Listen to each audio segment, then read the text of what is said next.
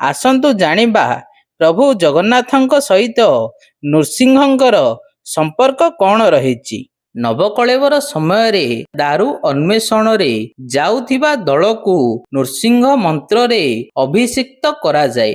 ଦାରୁ ଚିହ୍ନଟ ହେବା ପରେ ପାତାଳ ନୃସିଂହ ମନ୍ତ୍ରରେ ତାହା କଟାଯାଏ ଏବଂ ନୂତନ ବିଗ୍ରହ ସ୍ଥାପନା ବେଳେ ବ୍ରହ୍ମ ନୃସିଂହ ମନ୍ତ୍ରର ବ୍ୟବହାର ହୁଏ।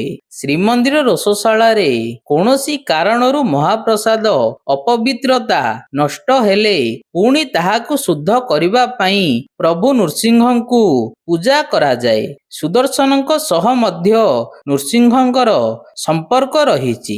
ସୁଦର୍ଶନଙ୍କ ପ୍ରତିଷ୍ଠା ବେଳେ ନୃସିଂହ ମନ୍ତ୍ର ଜପ କରାଯାଏ। ଏହା ନୃସିଂହ ପକ୍ଷ କୁହାଯାଏ।